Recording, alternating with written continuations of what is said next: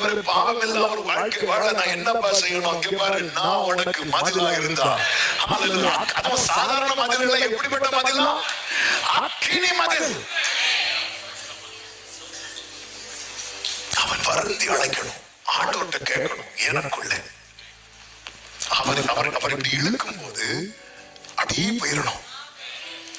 நம்ம அவரை இழுக்க கூடாது. அவர் இப்படி இழுக்கிறார் தெரியுமா? அப்படியே போயிடணும், அப்படியே போயிடணும். சில எண்ணங்கள் வரும்போது ஆண்டவர் இழுப்பார், போ ஜெபம் பண்ணு, அப்படியே போயிடணும். ஆமென். சில காரியங்கள் அப்படியே வரும், விறுவிறுன்னு வரும், அப்படியே இருக்கும். சர்ச்சில் போய் உட்காரு, அப்படியே வந்து உட்கார்ந்துருக்கும். அவர் இழுக்கும் போது அந்த ஃப்ளோல போயிட்டோம்னா நமக்கு ஒரு பெரிய பாதுகாப்பின் சுவர் கட்டி எழுப்ப பாடு. சோதம் பட்டணத்தார் எப்படி போனாங்க தெரியுமா? அடுத்த வசனத்துல, கண்கள் குருடாக்கப்பட்டு, அதன் பிறகு அவங்களால யார பார்க்க முடியல?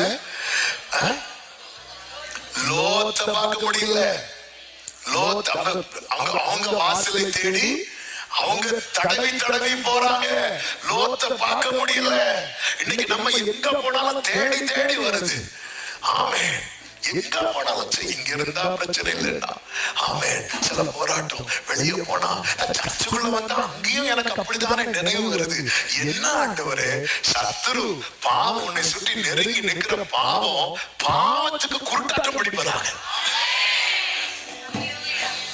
ஆமென், ஹல்லேலூயா. அதுக்கு குருட்டாட்டம் பிடிக்க வைப்பா. கர்த்தர் அக்கினி மதிலா இருந்தா